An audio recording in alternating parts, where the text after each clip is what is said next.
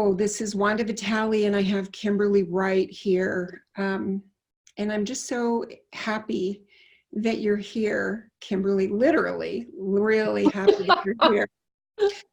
I met Kimberly online about, I don't know, 2 years ago. I don't remember when that was, but maybe a year and a half. And I knew that I immediately loved you. Like, oh my gosh, I love this woman.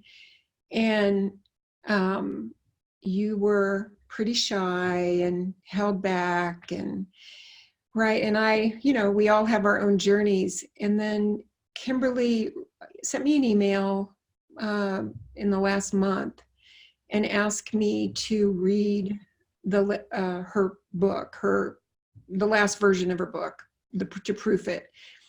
And oh my gosh, I cried. I wanted to sit there, and we have a big red chair in our bedroom, and I just wanted to sit there and hold the you that I was reading about, hold you and rock you and tell you that everything's going to be okay. You have an amazing story that I think is just so perfectly timed right now, because so many people are going through a death process. So many people, and what I mean is the death of the ego and the death of our old identities. And, we meet people, like when I met you, I just thought, oh, I just really love you. And you just seem to have it all together. Right? And people have said this to me, well, you don't know what I'm going through. And the way it really works is that some people have just created these roller coaster rides of life, in life, to wake up and to lose the old identity. Certainly mine was not as, I don't want to call it severe. Severe is a good word, as yours. But certainly I was white knuckling it early, because no parents, no family, life, dysfunctional upbringing. So anyway, I want you to talk about your life a little bit so that people can understand what you went through to wake up, to be just this loving person who's just, what the world would say, you're so balanced. That's hilarious. That's fun. What do you want people to know? I just would love for you to talk a little bit about how you grew up, and not from a place that you're a victim, because this is just what it is for some people. I can't talk from that perspective any longer anyway. I know. But when I originally was led to write the book, I call it a knowing, and I speak about it in the book because it's a voice, and I believe that is myself, God, consciousness speaking, when I'm clear enough to actually hear it. Mm-hmm. And the voice said, write your story. Now, what had happened prior to that is I had moved into this home. It's my first house, and it was 3 years ago in April. And it was after a breakup. And I was notorious for believing that in order for me to be happy, I needed to be in a relationship. Because I did not believe I had anything of my own. And so I fed off of whatever you had. Right. And when I moved into this home, something happened. And I didn't know what it was, but I knew, I remember telling my spiritual coach at the time that it felt as though my story, the story that I led before, ended. And I had a hard time with that because I hadn't read a book, I hadn't gone to therapy. So I actually did some old behaviors just because I didn't know what else to do. And they didn't resonate any longer.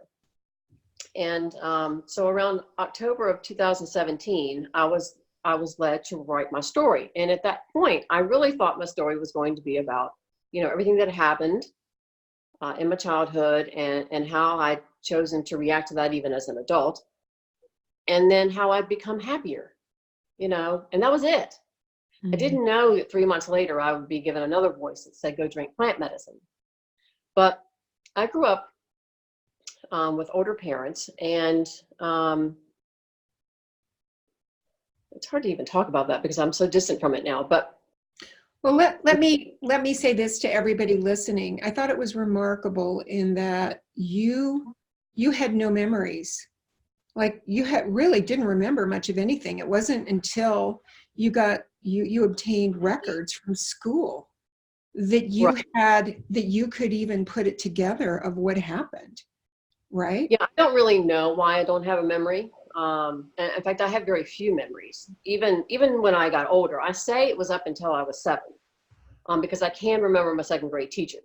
But that's really about all I remember about being 7 or 8 or whatever it was. And then as I'm growing up, I remember very few things, except for some traumatic things that happened. But I did get a letter from the school board saying that the records would be destroyed, and that when I turned 18, I could come and get them. Prior to this, though, so I'm living in a home where my parents really never should have married. And I'm going to talk about this from the perspective of what I viewed then, okay, and then switch it to how I view it now. Mm-hmm. And my father really loved his prior wife, and she had left him pregnant with his son during the war. And he was wounded from that.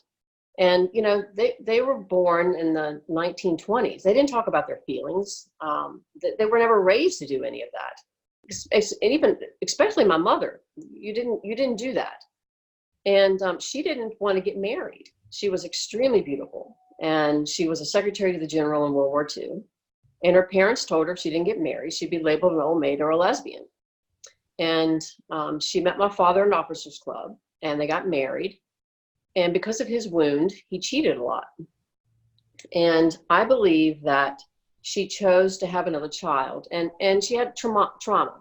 My brother had been born, and on his 7th birthday, her parents had come to pick him up to take him to get ice cream while she got a house ready for a surprise birthday party. And a drunk driver hit him going 100 miles an hour from behind and killed all of them except for my brother instantly. Mm. And that's kind of the environment that was happening. I believe that they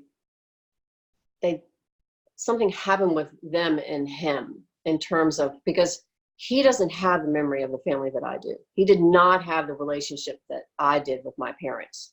He got out unscathed in the sense that he had tons of friends. He has been at the same job since he graduated from college. He's married and has children.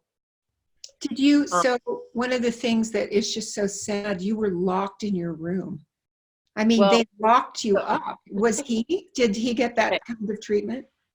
No. So to put this in a little bit more perspective, because people are really kind of taking it, which I guess in a way it was extreme, but yeah. When my mother decided to have me, I don't know if it was to save her marriage. I can see why she would think that it might help. But what ended up happening is while she was in the hospital having me, my father brought his mistress in to live in the home. Mm-hmm. And now I didn't find this out until after my mother had died. A lot of the memories that I have came from my cousin. And I found out about it after she passed away. And when she came home from having me, my brother was sitting at the dining room table and said, "Mommy, Daddy had this woman living here while you were gone." And she said in that moment to my cousin, in that moment, I wanted nothing to do with her. I can see now from her perspective that there was such pain to know that here I've just given you this gift and look what you've done to it, kind of thing. Mm-hmm. And then her own inability to deal with her own emotions. And I was a reminder of that every moment of every day. Mm-hmm. And the story that they like to tell is because I wouldn't sleep, they felt like they had no other option but to leave me in the room. Now, I wasn't locked in there as a baby because they didn't need to lock it, because I was in the thing that little babies go on. But as I got older, they began to lock the door. And my mother would say later on in life when she was intoxicated that it was so traumatic for her because she would hear me screaming and yelling and begging to get out, and she wouldn't come.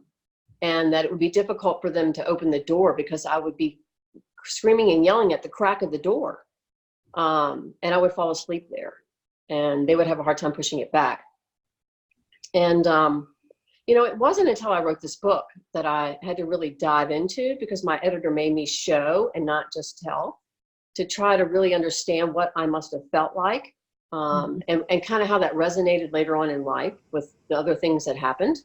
Not having that bonding moment, the bonding moments that you have that actually creates a connection with other people. Mm-hmm. See, I lack that, and it really shows in my story going forward. I didn't know how to do that with you. All I did was crave you. And that means everyone. Yeah. Forward. And how did that, so tell everybody then how that, what you did to rebel, right? Well, in the beginning, it was really just trying to make friends in the neighborhood. But no matter where I turned, nobody would have anything to do with me. And that is not an exaggeration. They would form lines across the street and throw rocks at me and beat me up every day, or come and knock on my door. And I would get excited. They were wanting me to come play with them. And they were only bringing me out there to throw a brick at my leg and break my kneecap. Mm-hmm. Or they would let me play with them if I would go to one of my neighbors' homes, I won't mention her name, and ring the doorbell and pull my pants down. And I would go do that. I didn't see anything wrong with it at the time, okay? Because it got me, and there was a time, like I could only play with them for 15 minutes, but just to have that time, it felt so wonderful to be able to play with them like that. And then of course they would turn around and beat me up again, but I didn't care. I just needed you to be like that, and to be willing to spend time with me. I was willing to do anything. And as I grew up, that didn't change. Drugs entered the picture when I turned 13. And it was really an accident. It was, we had after school recreation every summer. And I thrived in sports. That is the one thing that I did that my parents supported. And I was a very good swimmer, tennis player, basketball player, excelled in golf, track. I was sitting outside on one of the steps of the elementary school that I had gone to when I was little. And because that's where the recreation was, and it was down the street from my parents' home. And there were these two older kids. They were in high school, sitting there smoking. I didn't know what they were smoking, okay? But they had a lighter that you could see in, and I'd never seen anything like that. And I said, can I see that? And they thought that I meant what they were smoking, and they handed it to me. Okay, I didn't know it was pot. And I smoked it, and understand it wasn't the drug. So when I tell the story about the spiral of the drug history that I have for the next 10 years after that, which really is quite extensive, it wasn't the drugs that I was using to feel better, even though it did create that a little. What it did is it gave me a connection to other people, because what I learned in that moment was if I have drugs, people will spend time with me. So I did whatever I needed to do. If that meant stealing my parents' silver, forging their checks, whatever I needed to do as I grew up to keep the drugs, I did it. Because you spent time with me. People wanted to be with me. And because I could also see when they had it, other people were around them. And when they had it, I wanted to be around them. It was a catalyst for communion, for conversation and connection. And I love the part of the book where a biker gang took you in. Yeah. Well, I forget how old you were then, but that was just, it was just that what you're talking about. It was family that you never had. It was connection that you never had. Yeah, I was in a foster home then, and I was 15, and I was dating a man at the time I dated men that were much older than me. He was probably 27, and I was also having a somewhat of a sexual relationship with my foster mother at the time. She was actually my Sunday school teacher at my mom's church. But anyway, one of the groups that he hung out with were bikers. And I'd never been around anything like that. I mean, I'm young, and I don't think I've ever seen it on television. And they really cared about me. You know, I don't have any bad stories to really tell about. I mean, I hitchhiked everywhere. I ran away from home starting at 14 and went out in the middle of the night with a suitcase, and men would pick me up and take me sometimes to their homes where they live with their mom and dad and sneak me in after we've been out smoking and drinking all night, and then drive me to school the next morning. You know, I mean, they really cared about me. It's quite beautiful, really, when I can look back at everything that happened. It's a remarkable story. And you know, as I got older, the consequences started because I was extreme in the drugging, and I wanted you to see me. Okay, I wasn't a drug user that just did drugs and hid. I was out there, and I stole cars, and you know, some guy picked me up hitchhiking and took me to his house to drink, and he went to take a bath, and I stole his car. And I didn't just steal his car. I went to someone else's house, and they decided they wanted to go to Washington, and I didn't tell them that I'd stolen one, and I drove them there. And I didn't care. It wasn't even a thought that, you know, I could get in trouble for this. And one of the beautiful things is, you know, as much trouble as I got into, I became very friendly with the judge. His name was Judge Jacoby. And he loved me from the moment that he met me. And I knew that he did. And sometimes I would go to his home and we would have some conversations. He didn't live far from my parents. And whenever I had a court case you know, I got busted for drugs in 9th grade. I got busted for drugs in 10th grade. And I stole cars and did other kinds of things that I got arrested for. He would let me come down there and talk to him prior to my court date. Nobody ever knew that any of this was happening. And we would talk about what he was going to do to me before he even did it. Mm-hmm. And there was a reformatory called Beaumont, and nobody wanted to go there. I don't know why I didn't want to go there, but it just was not a good thing. And he should have sent me there. But no matter what I ever did, he didn't. And I know that he knew that if he did, because he saw the spark in me, okay? He knew that regardless of how things outpictured for me, the love and the softness that I had was still there. And if I'd gone to that place, he was afraid that it would take it from me.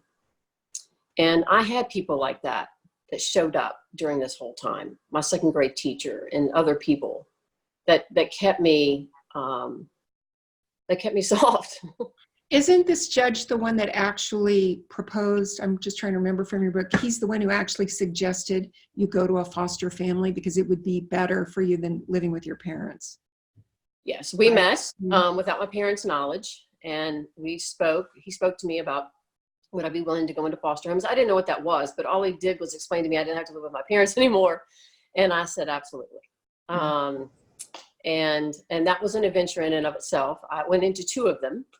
One didn't last very long. But the next one, my Sunday school teacher, I had been, excuse me, when I was 15, I was in between foster homes. I'd gone into that one and been released. She felt like I was a bad influence with the other 2 girls that were in there. Mm-hmm. And I went back home. Now, understand that I had never been away from my parents before. So I'd actually gotten a taste of freedom. So to go back into that prison was excruciating. And I had been busted in 10th grade for dealing drugs and been kicked out of that high school that was near my parents' home. So my mother had to drive me to school every day because it was pretty far away. And when I went back home, I had to go back into that again, dealing with their because they were so unhappy as people in their own lives. Mm-hmm. And I was the focal point, and I created that focal point for you. I mean, you didn't have to look at yourself because I was creating so much chaos. And one afternoon, I had a boyfriend. All I remember is his last name was Wright, because I thought, oh, this is awesome. I don't have to change my name. I don't remember his first name though. He and I were speaking on the phone, and I didn't realize my mother was listening to our conversation. And I'm just going to fast forward. I say I'm going to kill him.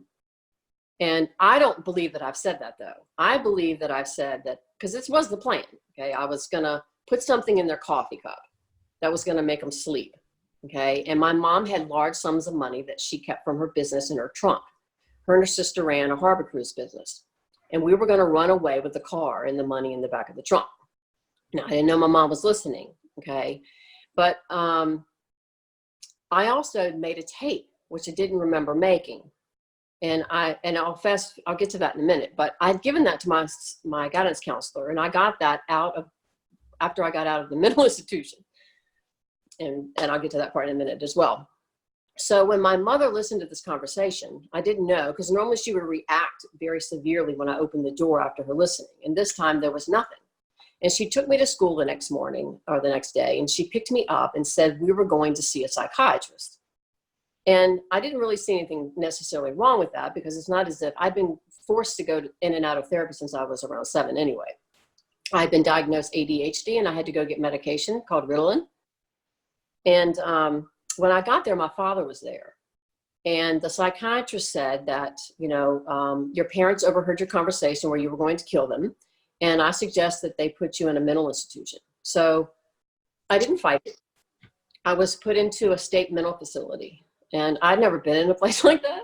Mm-hmm. Of course, I'd never been in any place like that, or any place at that point. And this is where you live there your whole life. Some of them get put in as children. And I was in building 27. And there's buildings up to 72. So as you grow, you get just transferred from one building to another Mm-hmm. And they're psychotic. And I became friends with several of them. And I don't know that I need to get into that part of it, but anyway, my foster mother, my Sunday school teacher would come and visit. And prior to that, she would come and hang out at my bedroom window, which, now I look back, I see it as strange, but at that time I didn't. My parents never knew that this was happening, but she would come knock on my window and hang out there for hours. And I would sing Barbra Streisand songs, and I don't know, we would just talk, and it was awesome to have somebody like that, and that really saw me and didn't see anything wrong with me. And so when she started visiting me there, it was beautiful to have, because I didn't have anybody else come. And when I got out of there, because that's a whole nother thing about what happened. I actually got kicked out of the mental facility for, I'd been charged with attempted murder because I had tried to kill someone. And I know people have found that strange, why would I be kicked out of a mental institution when I tried to kill someone? But they didn't find any mental illness in me. So there was no way they could keep me. And this had become an offense, a legal offense. So I had to go back home to my parents. So imagine my parents being told in that meeting, they believe I'm going to kill them. And I've just been charged with trying to kill someone else, and they have to take me back into their home. And I have to go back into their home. And how old, let me just ask, how old? I was 15. 15, because I want you to here. I want to make sure we get to your turnaround of, yeah. You've had a remarkable life, really, and experienced things that a lot of us just don't experience. Such an incredible lack of love, of being wanted, of being recognized. But I can look in my life, right? Different circumstances. And I see somebody commented here on the comments, same, different circumstances, but the same really things. I mean, this is how we act out in our lives from these deep. Well, from our belief of not being connected, it's all the same. It's all that belief. How it outpictures is different for every single one of us. But that is the underlying current to all of humanity, of the belief in not being connected, and the things that we do to feel that. And so what did it take? So I want it's well, fast. Yeah, just fast forward. It's hour. I want people to hear. So two things happened. One, when I was 23, I was going to kill myself. and I had stolen a gun from a man I dated, and I was playing Russian roulette. And I called a crisis center in Washington State. It was the furthest away from Virginia at the time. I needed to tell somebody why I was dying. You know, I didn't want to like die for no reason and no one know. And I didn't know she had traced my phone call. So to fast forward this part of the story, the SWAT team had surrounded the home and I didn't know it. And they entered, but now I'm an adult now and I'm a convicted felon. I've been busted for dealing cocaine and I've stolen a gun. Okay, so that is not a good combination. And when they came in, I wasn't charged for anything around that. I was being arrested for something, or detained for trying to kill myself. So they sent me in front of that judge that I'm now an adult and I'm a different judge who's going to put me in prison, I think. Okay, so they wake him up in the middle of the night and he tells them to bring me to a holding cell. And I go, and so I know, and he's going to meet me during his recess. So I'm figured that I'm going to go to prison now because surely I hid the gun, but surely they found it, And I walk into his office and he doesn't sit down and he looks at me and all I said was, I'm so sorry that this keeps happening. And I said, I know you're going to put me in prison. And he looked at me and he said, I already know that you're in your own prison. And we didn't find the gun. And if there is one, I'm not going to stop you this time. And he walked out the door and he left me like that. Okay, well, understand. They said I'd burn my bridges, but I didn't ever believe that. I was young, okay? And when I left there, my drug dealer picked me up. I went home. The house is trashed and the gun is still there. And I had an epiphany. I had a moment where I said, I'd been in and out of AA since I was like 12 or 13. And I said to myself, okay, why don't you try the sobriety thing for 6 months? And if it doesn't work, you can kill yourself. And that seemed like a pretty cool thing to do. And so, in that 6 month period of time, I went to live with my sponsor because she didn't want me living with my parents. I created a residential and commercial cleaning business that was extremely successful. There's a whole nother story of that. And my life changed. Okay. There's no more of that insanity any longer. And the next 30 years is what happens to someone that never knew who they were and never knew how to actually feel or be connected to anyone throughout life in relationships. I just went from one to another, and they all were my mother. Okay. And that continued until April of 2017 when I came into this home. And when I was led to write the book, I was already planning on going on vacation to Peru and the Galapagos Islands. And a voice came and said, why don't you have a spiritual experience while you're in Peru? So I Googled spiritual experiences Peru. And this word ayahuasca came up, but I ignored that because I didn't even know what it meant. But it was a picture of people sitting around in a jungle around a fire, and it said shamans and priests. And I thought to myself, oh my God, that would be amazing. I just figured we'd be singing Kumbaya with the fire, okay? And I wondered why it said that I needed to be mentally stable and have a physical exam. So the next day, I Googled that word. And my first thought was, oh my God, it's like taking acid. And I thought, well, I didn't necessarily not enjoy that experience. But then it also said, it's going to bring up everything that's in the way of your truth. And I thought, God, maybe now. I mean, I've been going to therapy since I was 6 or 7. I'd read every book you could possibly think of. And I had tried everything that I could think of doing. But the undercurrent in my life sucked. I was so disconnected and lonely. And I thought, I have to go do it. I mean, I know I was going in the middle of the jungle alone. I'm a woman. People were very concerned, but I knew I had to go. Mm-hmm. So now we're at the now. So what ends up happening, I've done 30 ayahuasca journeys since that time and many other mushroom journeys and other things.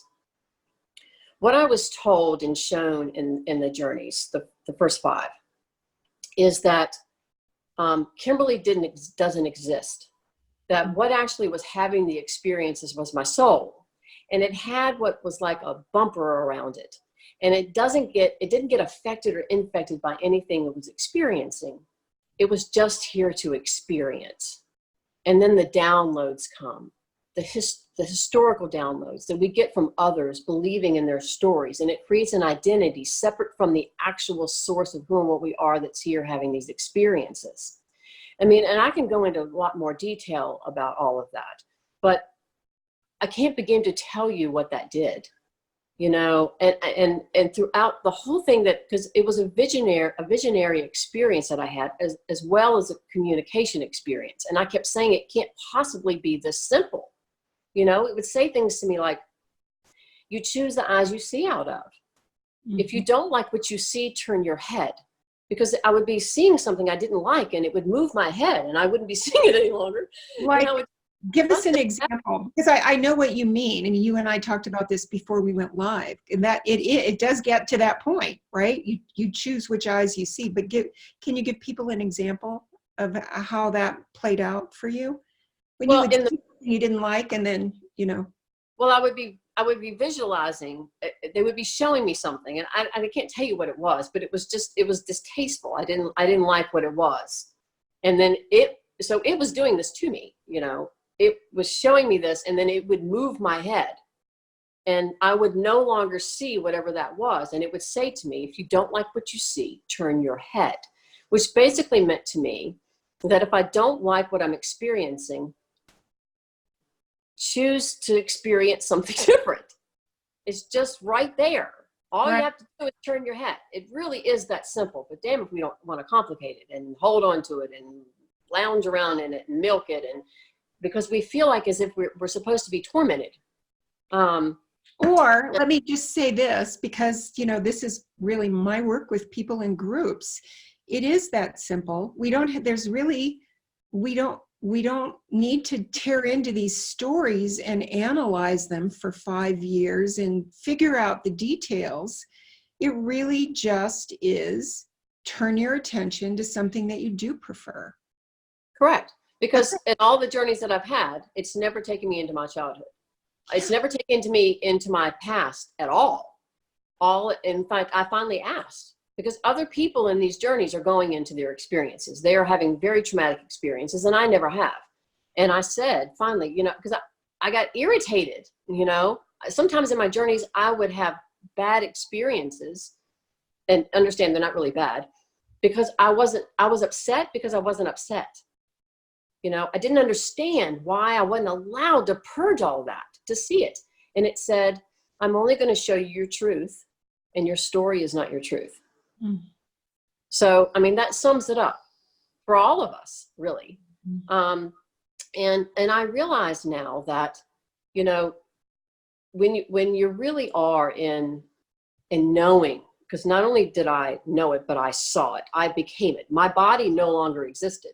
I was the energy collective of the universe, of God, mm-hmm. of that substance, and coming into what appears to be a form, and realizing that my parents weren't really my parents, and the people in the neighborhood weren't really the people in the neighborhood doing anything to me, that everything is an elevation. It's a frequency. It's a choice point, you know. Everything is a regurgitation of itself. We believe it's a separate experience that we're having, that these are separate things that are happening and other people are doing something to us, but it's just ourselves doing it to ourselves as God, as consciousness, as the universe. And we choose how we show up to that. We choose if we want to play the victim, if we want to believe that we're just mere mortals having a horrible experience, or do we rise up and know that we are the embodiment of everything that we see before us. And we have a shock absorber around us, and we're not affected or infected by anything that we're experiencing. That is huge. If we really could just get that, we could lighten up and just allow life to flow, because it's our resistance that creates the conflict. Right. And believing that it should be different. Exactly. Believing that it should be different. One of my things that my guides have said for so long is, if things were supposed to be different, they would be. Right. Yeah, I mean, and so our job, really our role, is just to look at it and not judge it. We may not prefer it at that moment, whatever's happening. And then but it's perfect. It has gives us the opportunity to once again choose, who am I? Am I this separate person at the mercy of some outside force, or is this me creating this?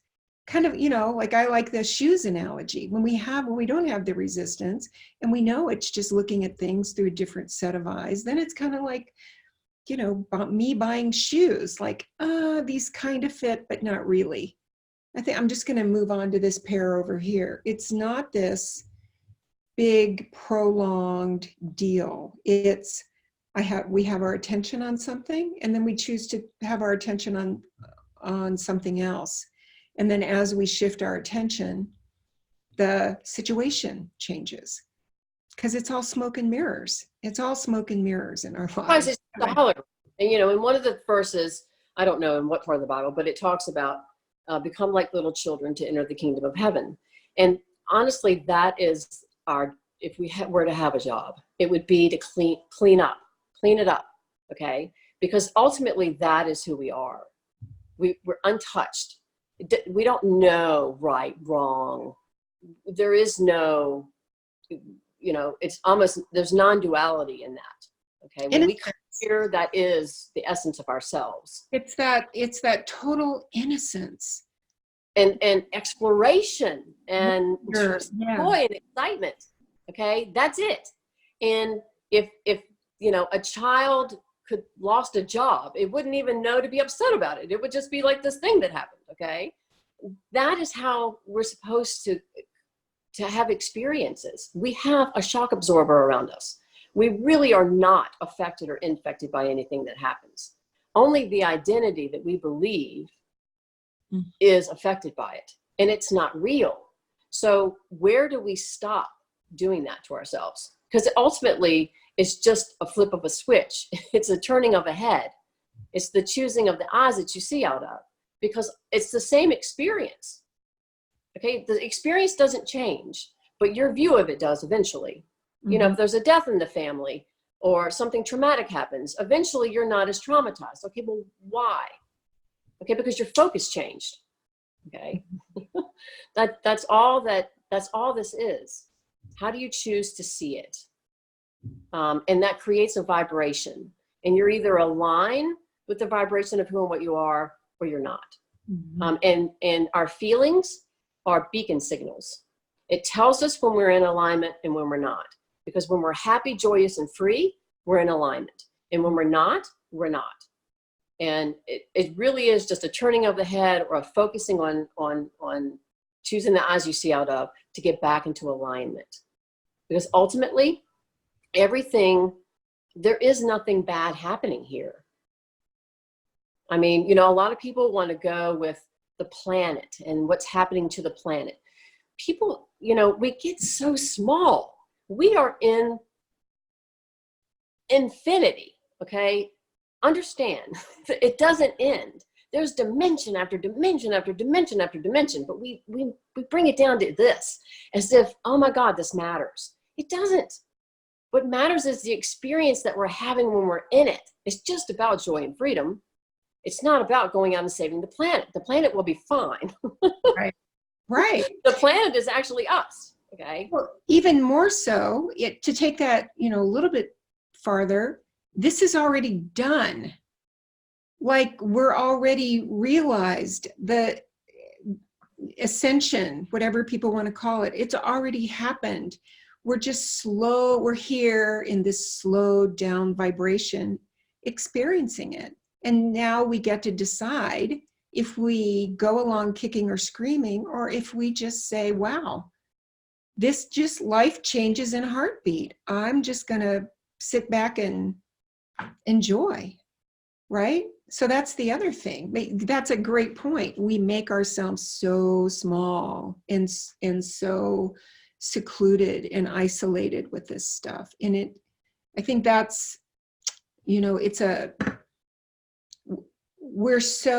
our habituated patterning is so strong that just to flip the switch isn't, I was going to say isn't easy, or it doesn't come naturally, right, in the beginning, because we've lived for this long that we've been in a body thinking that we are some small thing. But that's what waking up is, and becoming, waking up in the dream is. It's realizing that everything happens, energy comes to us, and we get to decide what we dance with. And it's just that easy. There's just some certain things I don't give my attention to. I don't give my attention to politics. Because I know that whatever I give my attention to, I'm just saying, come to me. So I don't do drama. I just don't. Other people can do it, but that's not what I dance with. And I want to talk a little bit, because we've been on for about 45 minutes. How is your life now? You and I were talking about how, we live in the not knowing. Would you say you have your life together now? Okay, from an outside perspective of humans, they would look at my life. Let's just take my family as an example. They would say no, because to me, I am complete. Okay, and I wouldn't have said those words 2 years ago. Mm-hmm. In fact, it was 2 years ago, right now, on my Facebook feed. I'm just now leaving Peru after having drank medicine for the first time today, 2 years ago. They would look at my life and go, absolutely not. Because prior to going, when I went to drink medicine, then I had a very successful catering business. I'd had it for 16 years. I inherited, some sizable amount of money when my mother passed away. And in the journeys, I was led to give up the business. I didn't necessarily know why, but in fact, I fought it until January of last year. And I finally walked away and gave it up. And it was actually in writing the book, the last chapter, which I didn't finish until a couple months ago, that I really began to realize why I gave it up. Mm-hmm. And then because it made me a whale and I dove deep as a whale, and it told me to dive deep like a whale and trust. And that's what I'm doing, because ultimately, this is all really a hologram. If there's times that I really can't detach from the version of Kimberly that, believes occasionally that it still exists, and witness it and witness her, okay, having the upsetness and or whatever happens to her.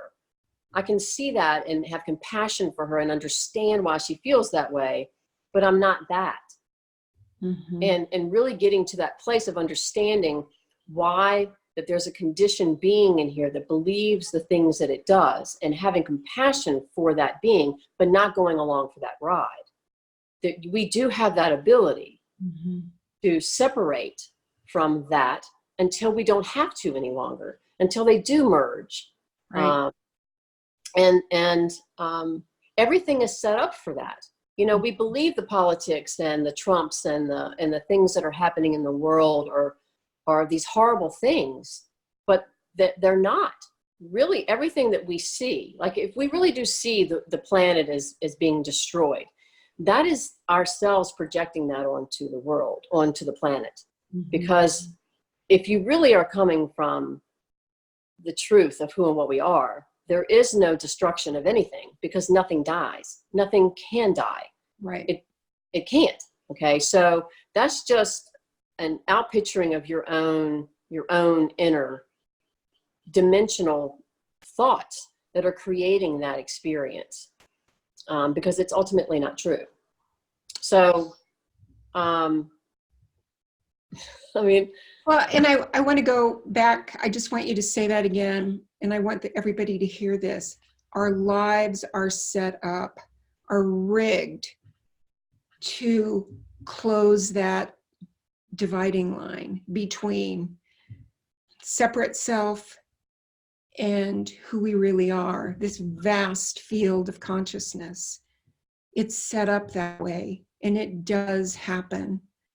Well, we chose to come here. Yeah. We have been so many things. okay? Because ultimately there's only one. But, you know, and I have been in that, okay? So my last journey was a couple of days ago, or the last weekend. And so I am source energy. And so I want to see myself before I became myself, like the first self that I ever became. And I'm a ball of, I'm just trying to describe this in a way that I can, a ball of beautiful energy. Mm-hmm. And it splits off from itself and creates itself. And that's all this is. Okay. We believe we're separate, but we're all that ball separating itself as itself over and over again, 7 billion times. And then in everything else, every plant, every organism, okay, experiencing itself. And we know that, okay? And that's the part that doesn't get traumatized. There's moments we know it, okay? That a lot of us know it, where we really can step back and look down, because most of us have the worm view of life. Mm-hmm. And we are the bird's view. We're even beyond the bird, okay? We can see everything from a universal picture. Mm-hmm. And from that perspective, everything changes. There is no drama in trauma. It's just an experience experiencing itself over and over and over again. Somebody asked, somebody asked, well, aren't we supposed to clean up the oceans? If you believe you're supposed to clean up the oceans, then you clean up the oceans. But if you really know that nothing ever dies, nothing ever suffers. So, I mean, I'm not here to. Yeah, I know. No, I agree. I would answer it the same way. It's if we believe we have missions. Yes. Okay? Yeah. If human beings believe they need to have a purpose. Mm-hmm. And we don't. Right. We've chosen that for ourselves, and there's nothing wrong with that. There's nothing wrong with anything that someone chooses to do. Ultimately, I mean, those are choices. But does that make you feel good and in alignment? You know, that for me, that's what this is about. If I believe that, you know, I became a vegetarian when I first drank medicine because I believed that I was hurting animals by killing them. Now I'm still choosing to be a vegetarian, but I don't look at it like that. Okay. Because they are source energy. We all chose to have the experiences that we're experiencing. And if we ultimately know that we're not suffering, that there actually is no suffering, then when a cat kills a mouse, are we upset about that? No, it's just part of the cycle of the experience of being here. But I know that this taps into a lot of people's beliefs about suffering, and that's a whole nother. That's perfect, right? I mean, that you're saying just really what I would say too.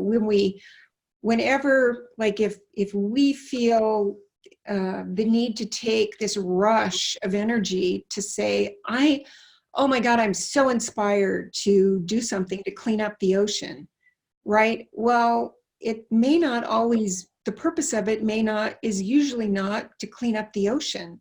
There's a whole lot of things that get unraveled when we move toward what we feel our mission is, right? I can speak to this because, you know, that's what I thought. I thought I had this mission. And really the whole mission is just to be. That's the other thing it kept telling me. It's just really all we have to do is just be. However, if you feel called to clean up the ocean, there's something in that for you. Right. There's experience that will feel enlivening. I mean, that's what we're here to do. We're here to have an experience as source in these amazing bodies. So the other part of that I would bring up is that if you believe that there's suffering, okay, because in order to go help something, you believe that there's something wrong with it. Right. So, and there isn't, no matter what it looks like. Okay. I believe me, it was difficult for me to believe this because I believed I was suffering. You could not tell me as a child having the experiences that I had that I was not suffering. And from that human perspective, I was. Okay. And for those people that want to stay in their human perspective, you can have that. I'm not here to take that from you. And in fact, I can empathize with you and I can have compassion and I can, go there with you and try to help you feel, differently about it. But for those of us that are called to move higher than that, then you have to be willing to realize that there's nothing that suffers.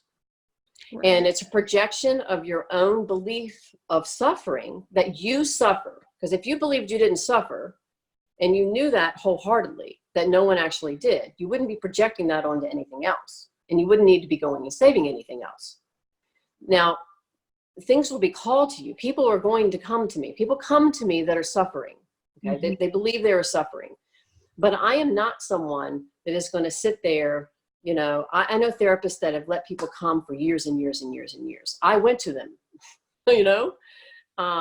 regurgitating the same things. And maybe I would do some affirmations and feel a little better, but the undercurrent didn't change.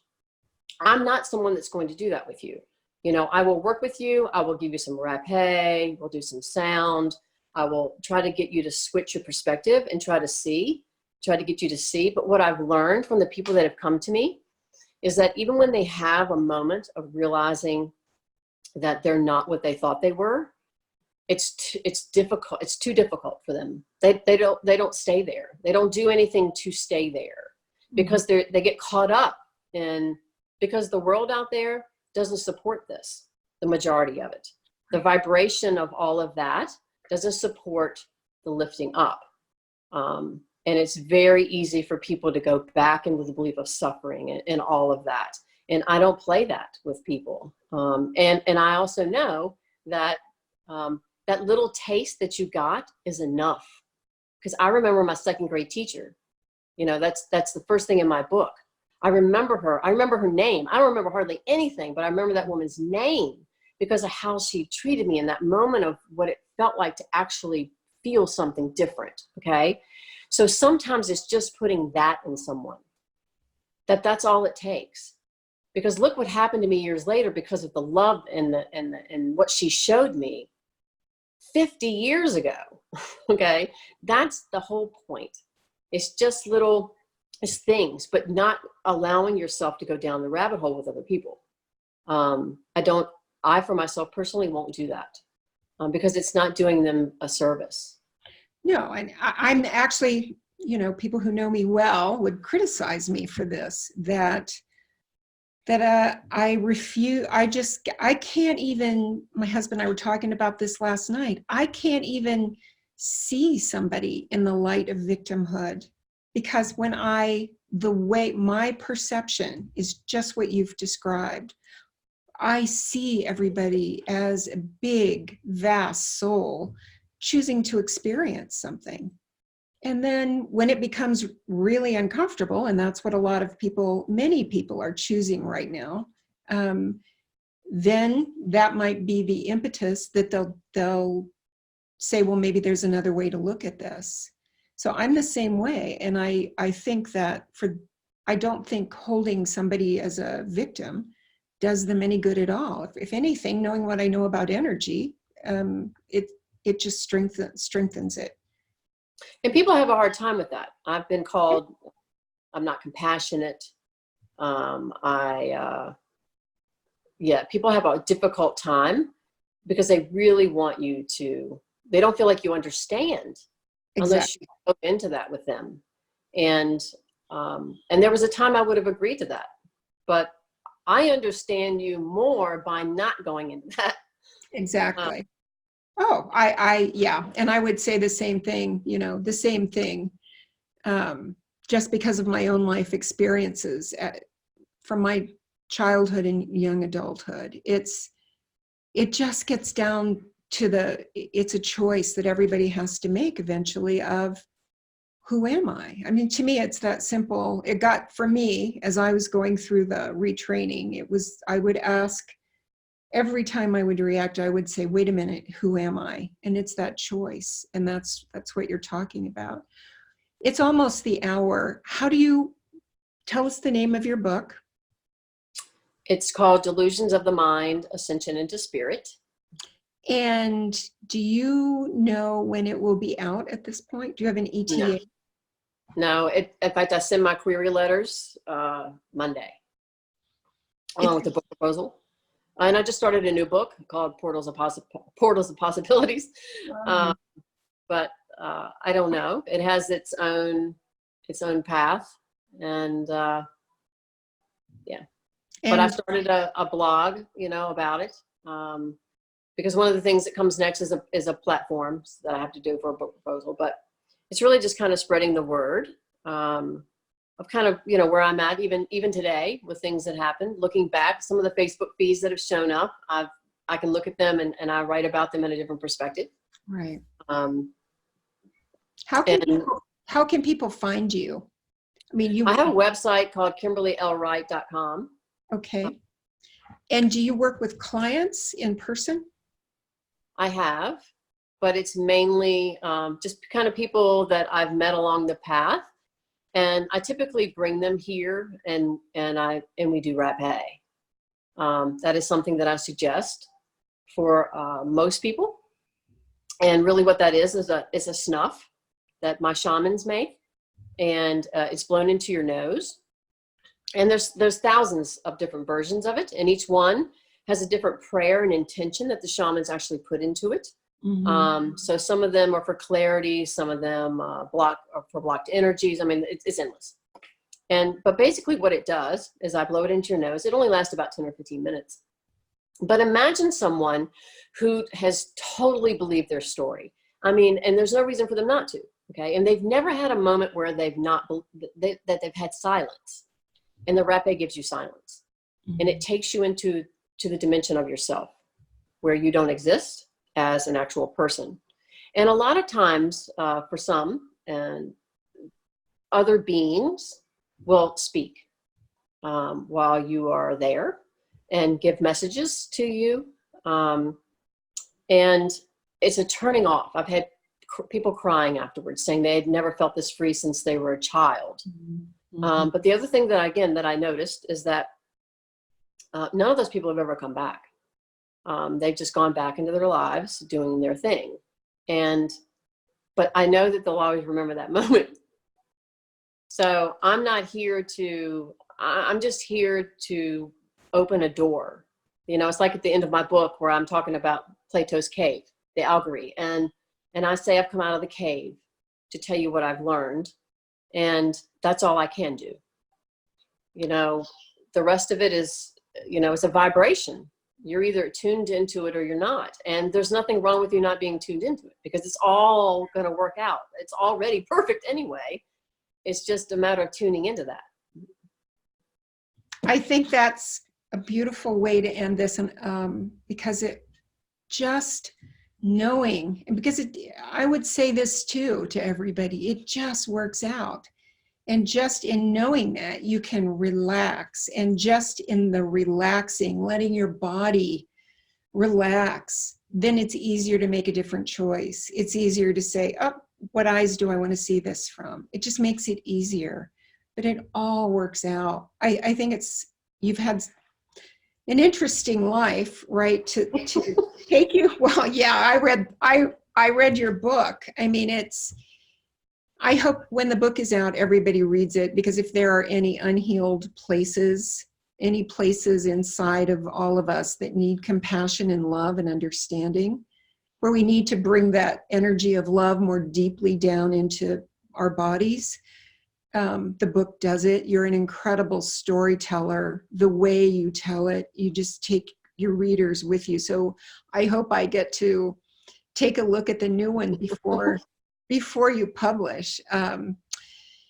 gosh, if we can do this again, this is great, because I just think this is why I'm doing this, because more people need to hear stories like this, that it's all just going to be okay, and it all balances out. And eventually it really is just up to us to decide. I would like to end on remembering that Yeah. we're in infinity. Okay. I mean, no matter what is happening in our lives, when there are the moments that the mind and the person wants to fixate on something that it believes it's upset about, remember where you are. You know, we're not from here. Mm. Okay, we're a part of here. Okay, we are the existence of what we're experiencing, but we're not from here. We're visiting very temporarily to explore, and to get all upset and all the things that we do is, redundant. I just really, if anything, I really want people to start expanding their view of who they are, of where we are. Okay. I mean, I have traveled to so many galaxies and dimensions. I mean, there is so much, but we think this is it, and we get all caught up in this, and it's like, let's just go have some fun. Which is just what it's about. So that's a great way to end this. I would say the same thing. I'm pretty galactic and have been able to take that route. I think it's the thing that really helped me the most, since connecting with more galactic aspects consciously, right? Same deal though. I'm not from here. I've always known that I'm not. Now I understand the bigger picture. So this is just beautiful. I will put your website at the on the video, and I will upload this to YouTube and reach out to Kimberly. And maybe we can do this again and talk more about what you've learned. Yeah, that'd be great. Okay. Thank you so much, everybody. Bye, everyone. Thank everybody for listening. Bye. Bye. Okay. Here. Stop recording. Yeah.